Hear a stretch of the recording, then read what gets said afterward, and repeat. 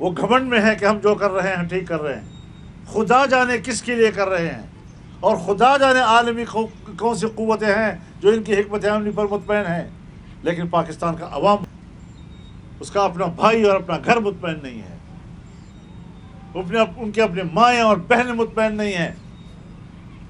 ہمیں کس طرح اعتماد میں آپ لیں گے؟ ہم آپ کو طاقتور دیکھنا چاہتے ہیں, اور ہمیں پتہ ہے کہ آپ ہمیں کمزور دیکھنا چاہتے ہیں. یہ بھی معلوم ہے. آپ سیاست کو کمزور دیکھنا چاہتے ہیں, آپ پارلیمنٹ کو کمزور دیکھنا چاہتے ہیں, آپ ان کو اپنے گھر کی لونڈی بنا کر رکھنا چاہتے ہیں. سب کچھ معلوم ہے.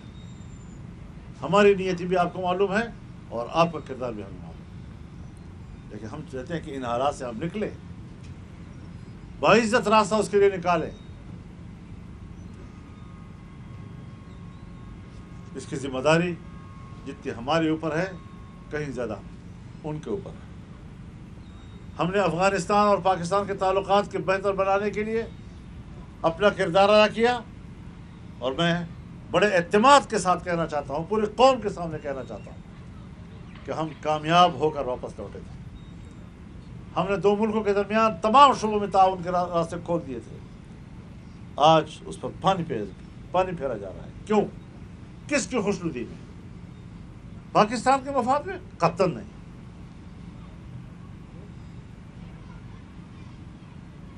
پاک افغان بارڈر پر رہنے والے پاکستانی, جس میں زیادہ تر پشتون لوگ ہیں, آج چمن کے کیا حالات ہیں. 8 مہینے سے لوگ بیٹھے ہوئے ہیں, ان کے روزگار ختم ہو چکے ہیں. اور میں بتانا چاہتا ہوں, درد دل کے ساتھ بتانا چاہتا ہوں, کہ ان کے گھروں میں جو خواتین کی زیورات تھے وہ بھی انہوں نے بیچ ڈالے ہیں, وہ بھی ختم ہو چکے ہیں. اپنے گھروں کے دروازے اور کھڑکیاں بیچ رہے ہیں, اور صبح شام کی روٹی کے لیے انتظام کر رہے ہیں. اور ریاست ہے کہ کوئی متبادل روزگار کا انتظام کیے بغیر ان پر دباؤ ڈال رہی ہے کہ جو ہم کہتے ہیں ماننا پڑے گا. جبکہ یہ چیزیں چلنے والی نہیں ہیں. انگور اڈا کے لوگ, جو جنوبی وزیرستان کا آخری شہر ہے, بارڈر کا گاؤں ہے, کسی زمانے میں گیا ہوں وہاں, اور مجھے یاد ہے میری رات افغانستان میں تھی اور میرا جلسہ پاکستان میں تھا.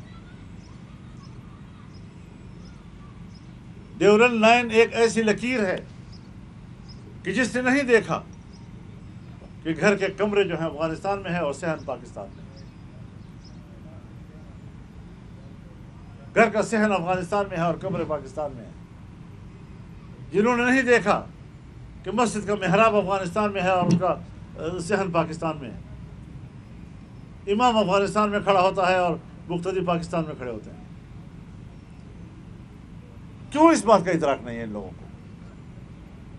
تمام قبائل کو دیکھیں, باجوڑ سے لے کر جنوبی وزیرستان اور پھر جائے افغانستان تک, چمن تک.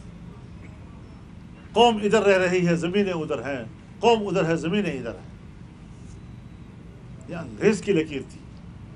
انگریز کی لکیروں پر آپ ملکوں کو اور ملکوں کے عوام کو اور قوموں کو کس طرح تقسیم کرتے ہیں؟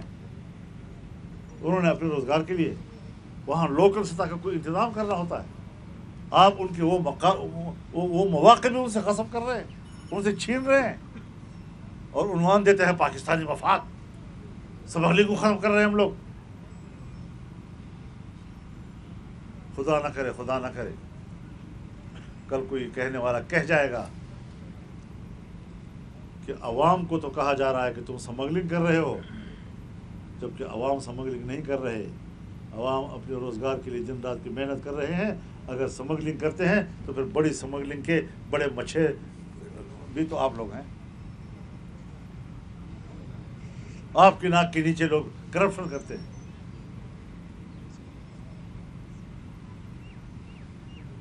تو لوگوں پر کیا ظلم کیا جا رہا ہے, کیوں کیا جا رہا ہے؟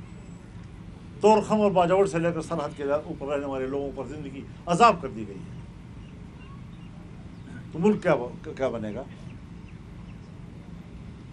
کیا پھر ایک نیا شیخ مجیب الرحمان تیار کرنے کی کوشش کی جا رہی ہے؟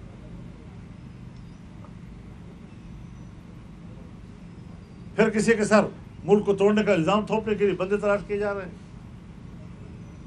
اس لیے سنبھلنا ہوگا، ہمیں مسئلے کو حل کرنا ہوگا. اور جمعیت علماء اسلام سوچتی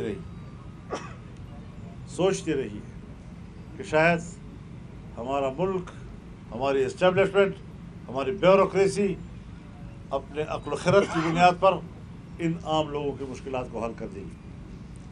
لیکن اگر وہ جبر کا راستہ لے گی تو پھر جبر کے مقابلے میں ہم اپنے عوام کے ساتھ کھڑے ہو جائیں گے.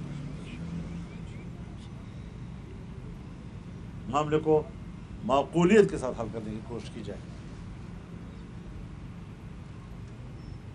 تعاون کے لیے ماحول بنایا جائے. ہم ملک کے لوگ ہیں، ہم اس ملک کے لیے بہت کچھ کرنا چاہتے ہیں، لیکن آپ نے ہر اس ماحول پہ آگ لگائی ہے جس ماحول میں تعاون کیا جا سکتا ہے. اس ماحول سے نفرتوں اور شکایتوں کے شعلے بھڑک رہے ہیں. کہاں کھڑا کر دیا پاکستان کو تم نے؟ اور ناز ہے اپنے عقل و خرد پر. آپ کے پاس عقل و خرد نہیں ہے، آپ کے پاس صرف طاقت اور طاقت کا نشہ ہے.